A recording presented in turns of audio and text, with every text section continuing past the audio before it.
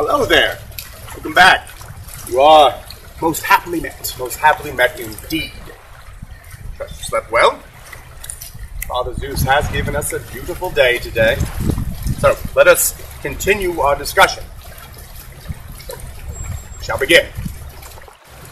Now, as you recall, when we last visited our ideal form of government, well on our way to building the ideal city-state, this utopia of justice and reason, all decisions were to be made for the good of the people.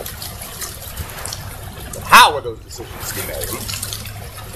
Precisely, with sound logic and reason. All decisions should be based on virtue, justice, my young students. Without reason and logic, sound justice, our ideal city-state would fall, crumble. Without justice and reason and logic, a city-state should not exist.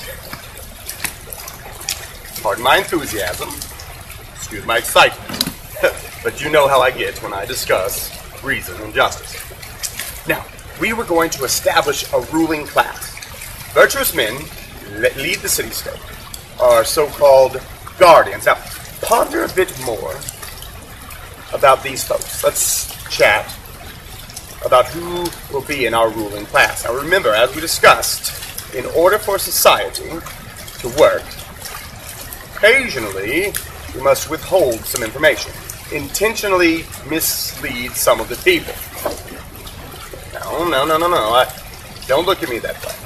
You know it's true. For the good of our society, some people must know about the inner workings, about the details, and some people must enjoy the benefits, and that's just fine. Well, this is one of those times. Now, let us call this a necessary lie, a needful falsehood. But for a very good cause, I assure you.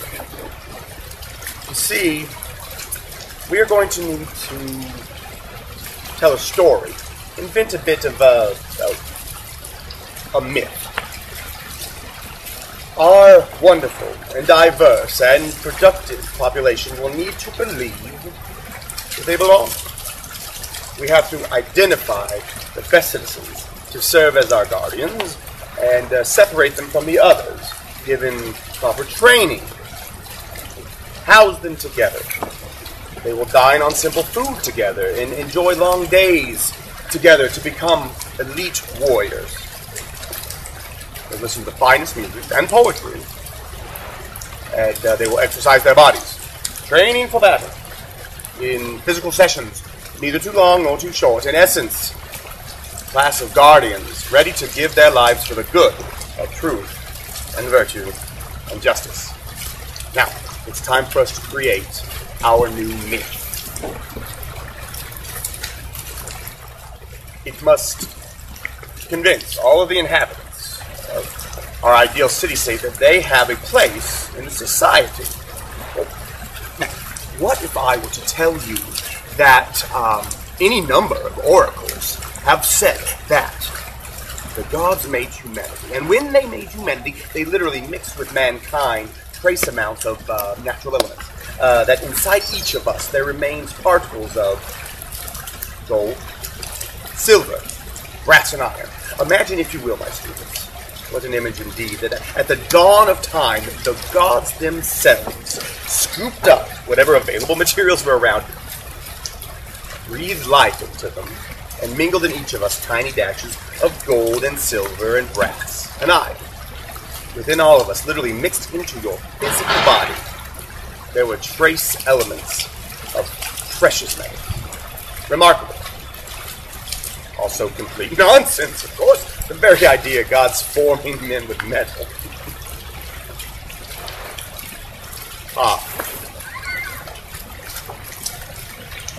But you see, our citizens will need to know that. In fact, in just a generation or two, all of our citizens will believe firmly in our myth of metal, proudly passing on that belief to their sons and daughters, who will grow up to do the same. And because Of all these remnants of gold and brass and iron, every member of our ideal society will know where they belong. For the group of guardians, we put the best of the best, the elite gold class. This smaller group shall be our rulers, our kings of the city-state, trained to study philosophy and the arts. We shall call them the gold class, and for the remaining guardians, all fine fellows in their own right, we shall fill our ranks with the silver class. So these are auxiliary. Support the rulers, fight for them. The silver class will still train as warriors and support the other classes and protect the city-state. They shall live apart. They shall own no property, collect no possessions, and be supported by the other classes. From birth, the silver class knows their main function is to protect our ideal society, and they shall do it gladly.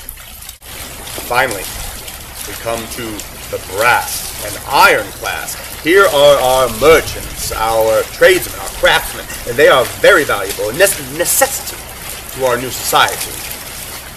That we will rule with reason and justice. They will produce the goods and provide the services that all men and women need. The gold class will make wise and just laws to protect them, just as the silver class will be a military to defend them. And now each person belongs to their class based on trace metals in their body. Important for citizens to believe that they carry trace minuscule amounts of all the elements. Occasionally, a set of brass or iron parents might give birth to a gold soul, just as a set of gold parents might have a silver child. Our citizens aren't locked into their classes always. Just because they started in the ruling class, that's not a guarantee that they will stay there. The notion of mobility, a reward for doing well. If you exhibit characteristics of another metal, it's important.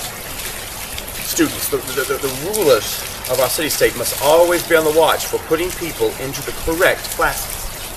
Based on sound early education, we can make this happen. Whew. Goodness, how I do go on.